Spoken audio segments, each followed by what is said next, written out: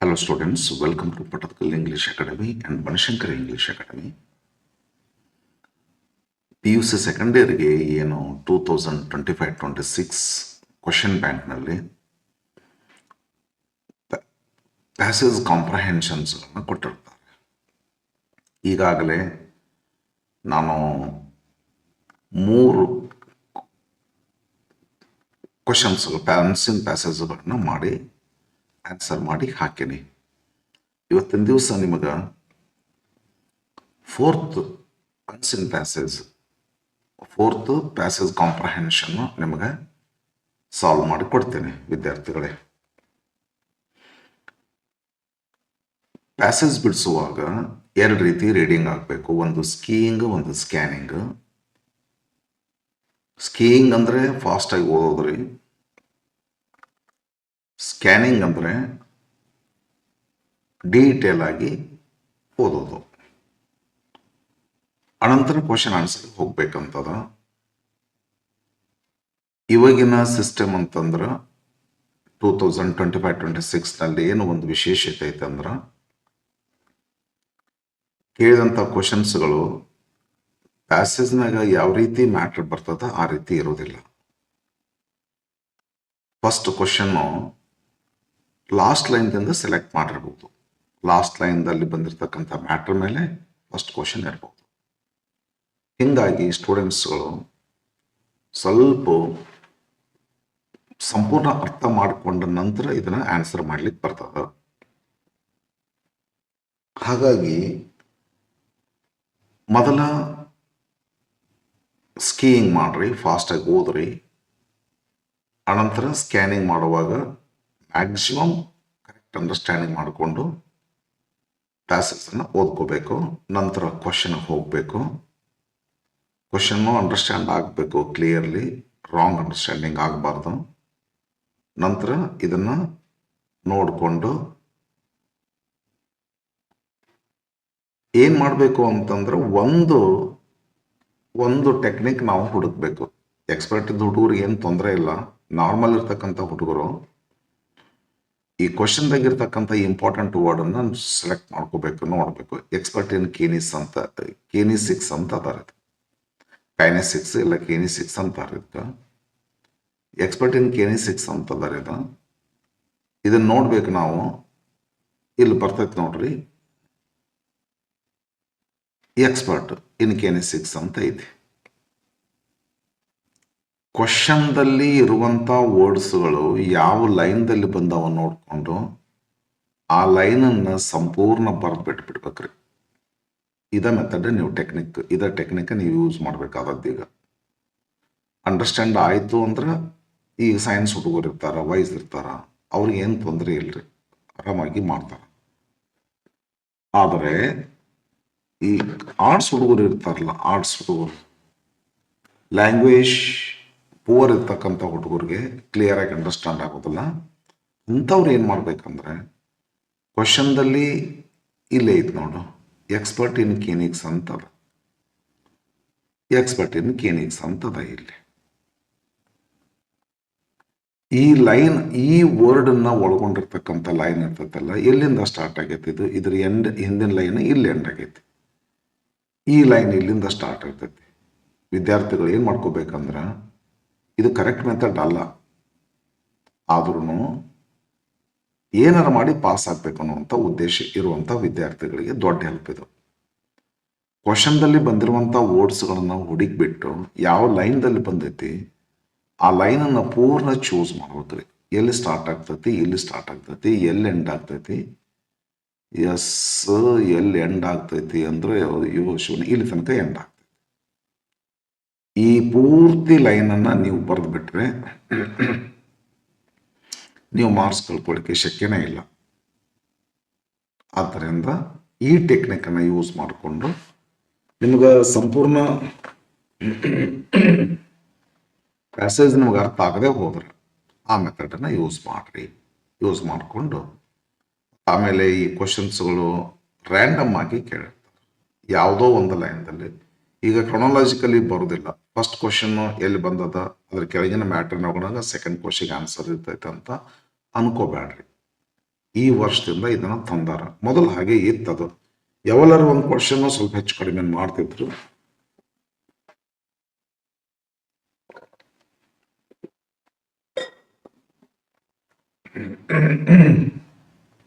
ಬಹುತೇಕ ಕ್ವಶನ್ಸ್ಗಳು ಏನಿದ್ವಲ್ಲ chronologically matter ಪ್ಯಾಸೇಜ್ನೊಳಗೆ ಯಾವ ರೀತಿ ಬಂದವ ಅದೇ ರೀತಿ ಕ್ವಶನ್ಸ್ಗಳು ಬರ್ತಿದ್ವು ರೀ. ಆದ್ರೆ ಈಗ ಮ್ಯಾಟ್ರ್ ಯಾವ ರೀತಿ ಬಂದಿರ್ತದೆ ಆ ರೀತಿ ಕ್ವಶನ್ ಕೇಳೋದಿಲ್ಲ. ಫಸ್ಟ್ ಕ್ವಶನ್ ಲಾಸ್ಟ್ ಲೈನ್ದಾಗ, ಲಾಸ್ಟ್ ಕ್ವಶನ್ ಫಸ್ಟ್ ಲೈನ್ದಾಗ. ಆದ್ದರಿಂದ ಈ ಒಂದು ಟೆಕ್ನಿಕ್ ಹೇಳಿದ್ನಲ್ಲ ನಾನು, ಕ್ವಶನ್ದಲ್ಲಿ ಬಂದಿರುವಂಥ ವರ್ಡ್ಸ್ಗಳು ಯಾವ ಲೈನ್ದಲ್ಲಿ ಬಂದವ ಆ ಲೈನನ್ನು ಸಂಪೂರ್ಣ ಸ್ಟಾರ್ಟ್ದಿಂದ ಎಂಡ್ ತನಕ ಲೈನನ್ನು ಅದರದ್ದು ಅಲ್ಫಾಬೆಟ್ ಕ್ವಶನ್ ಅಲ್ಫಾಬೆಟ್ ಕರೆಕ್ಟ್ ಆಗಿ ಅದಕ್ಕೆ ಆನ್ಸರ್ ಬರ್ದು ಬಿಡ್ರಿ, ಗ್ಯಾರಂಟಿ ಮಾರ್ಕ್ಸ್ ಕೊಡ್ತಾರ್ರಿ, ಕೊಡ್ಲೇಬೇಕಂತೈತಿ. ಈ ರೀತಿ ಮಾಡಿದ್ರಿ ಅಂದ್ರೆ ನೀವು ಆನ್ಸರನ್ನು ಕರೆಕ್ಟಾಗಿ ಬರೆದು ಫುಲ್ ಮಾರ್ಕ್ಸನ್ನು ತಗೋಬೋದು ಸ್ಟೂಡೆಂಟ್ಸ್.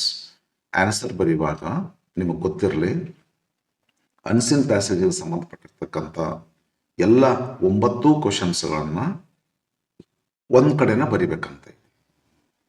ಅಂದ್ರೆ ಒಂದ್ಸಲ ನೀನು ಎ ಕ್ವಶನ್ ಸ್ಟಾರ್ಟ್ ಮಾಡಿದಾರ ಆಯ್ ತನಕನೂ ಸಹಿತ ಅಲ್ಲೇ ಇರಬೇಕು ಕ್ವಶನ್ಸ್. ಒಂದರ ಕೆಳಗೆ ಒಂದೊಂದರ ಕೆಳಗೆ ಒಂದೊಂದರ ಕೆಳಗೆ ಬರ್ಕೊಂತ ಹೋಗ್ಬೇಕು.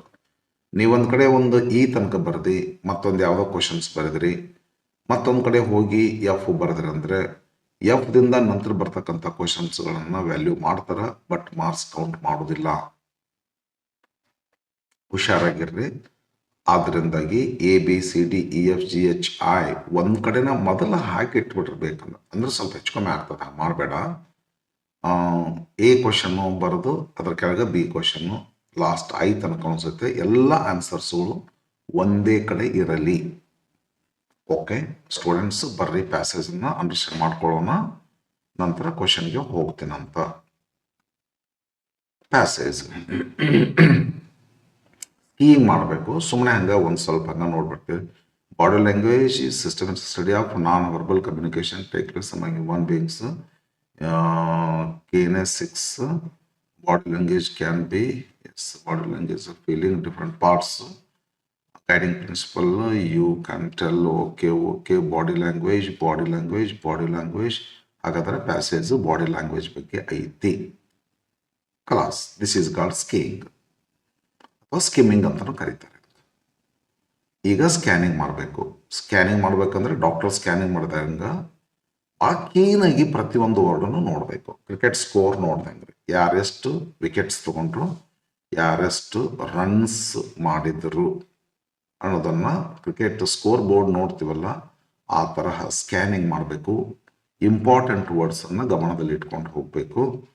ನಂತರ ಕ್ವಶನಿಗೆ ಕೈ ಹೆಚ್ಚಿದ್ರೆ ಆರಾಮಾಗಿ ನಾವು ಡೈರೆಕ್ಟಾಗಿ ಅದೇ ಆನ್ಸರ್ಗೆ ಸ್ವಲ್ಪ ಹೆಚ್ಚು ಕಮ್ಮಿ ಆ ಏರಿಯಾದಾಗ ಬಂದುಬಿಟ್ಟು ನಮಗೆ ಮುಂದೆ ಕರೆಕ್ಟ್ ಆಗಿರ್ತಕ್ಕಂಥ ಆನ್ಸರ್ನ ಹುಡುಕ್ಲಿಕ್ಕೆ ಅನುಕೂಲ ಆಗ್ತದೆ.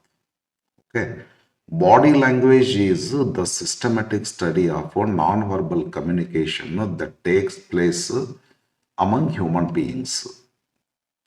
It is technically called kinesics. It is based on various studies in psychology, anthropology, and behavioral science. Body language can be defined as the way of our body expresses the feelings through different parts of the body. The guiding principle behind this science is you can tell lies but your body can't. In other words, it is difficult for the body to hide the feelings one has. According to a study, only 7% of our communication takes place using speech, while 38% using intonation, and surprisingly 55% is using body language. Body language can be interpreted by studying it under 6 sub areas. They are physical appearance, which is about how we look, facial expression, gesture, which is how we move our body parts. Posture, which is how we sit or stand. Eye contact and proximity, which is how far and near we are with others. Body language is unintentional and unplanned. For instance, nodding your head means yes, while shaking your head sideways means no. These gestures are not learned or practiced intentionally. Their meanings are same across the globe, irrespective of the language spoken. Similar observations of different gestures and postures have further led to the various interpretations of our body language. Alan Pease, an Australian, is considered an expert in kinesics all over the world. I'm sorry. Alan Pace, an Australian, is considered as an expert in kinesics all over the world. Of late, corporates, criminologists, counselors, etc., are keen on learning and using the knowledge of kinesics. That's it. Coming to question. Name the expert in kinesics mentioned in the passage. ಇಲ್ಲಿದೆ ನೋಡ್ರಿ, expert ಇನ್ kinesics. Allan ಇದು ಪೂರ್ತಿ answer ಬರ್ಬಿಟ್ರಿ.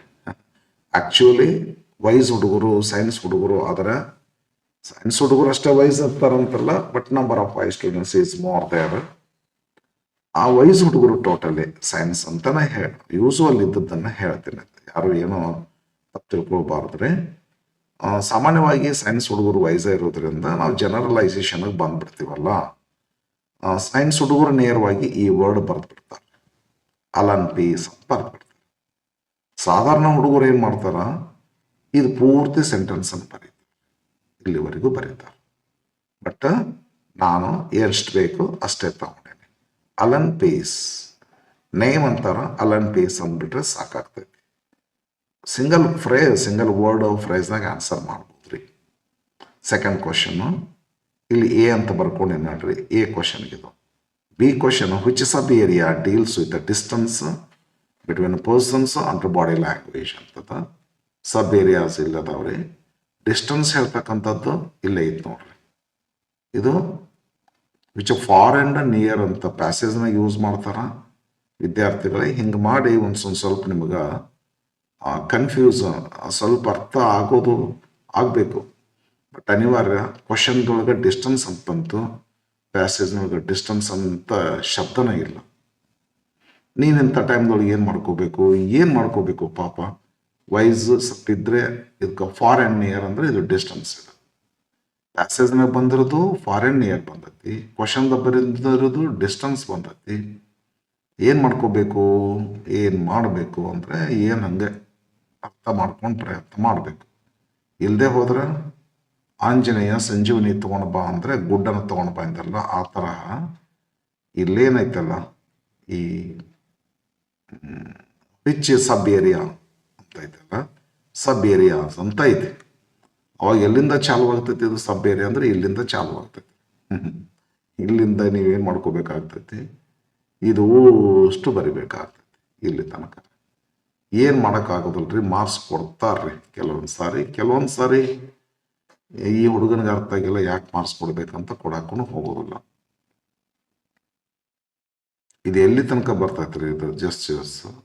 Okay, ಒಂದು ಕ್ಷಣ. S, ಅಷ್ಟು ಮಾಡಿದ್ರೆ ಇಲ್ಲಿ cover ಆಗ್ತೈತ್ರಿ, ಇಲ್ಲಿ ಬರ್ತ ನೋಡ್ರಿ. ಓಕೆ, ಹೆಂಗತೆ ಮಾಡ್ಕೋಬೇಕಾಗ್ತೈತೆ ವಿದ್ಯಾರ್ಥಿಗಳು ಅರ್ಥ ಮಾಡ್ಕೊಂಡು ಮಾಡೋದು ಬೆಟರ್. ಬಟ್ ಅರ್ಥ ಮಾಡ್ಕೊಂತ ಶಕ್ತಿ ಆವಾಗನ ಬರೋದಿಲ್ಲ, ಅದು ಭಾಳ ದಿವಸದಿಂದ ನಮ್ಮಲ್ಲಿ ಇರಬೇಕು, ಅದು ಏನು ಬಿಲ್ಟ್. ಮತ್ತು ಅಂಥ ಟೈಮ್ದಾಗ ತೀರಾ ಅನಿವಾರ್ಯ ಬಂತಂದ್ರೆ ಏನು ಮಾಡೋದು ಅಂತಂದ್ರೆ ಇಲ್ಲೇ ಸಬ್ ಏರಿಯಾ ಅಂತಲ್ಲ, ಇದ್ರ ಹಿಂದಿನ ತೊಗೊಂಡು ಬರೆಯುವಂಥ ಸಾಧ್ಯತೆನೇ ಐತೆ ಹುಡುಗರು. ಈ ಲೈನ್ ತೊಗೊಂಡು ಬರೆದ್ರೆ ಏನು ಮಾಡ್ತೀರಿ ನೀವು ರೀ? ಅರ್ಥ ಮಾಡ್ಕೊಂಡು ಬರೀಬೇಕು. ಕೆಲವೊಂದು ಸಾರಿ ಹೆಲ್ಪ್ ಆಗ್ತಾವ ನಾವು ಕಲ್ತಂಥ ಟ್ರಿಕ್, ಕೆಲವೊಂದು ಸಾರಿ ಹೆಲ್ಪ್ ಆಗೋದಿಲ್ಲ. ಮ್ಯಾಕ್ಸಿಮಮ್ ಪ್ರಯತ್ನ ಮಾಡಿ ಬರೀರಿ. ಈ ಸದ್ಯಕ್ಕೆ ನಾ ಕಲಿಸಂಥ ಟ್ರಿಕ್ ಇಲ್ಲಂತೂ ಖಂಡಿತ ಹೆಲ್ಪ್ ಆಗೋದಿಲ್ಲ.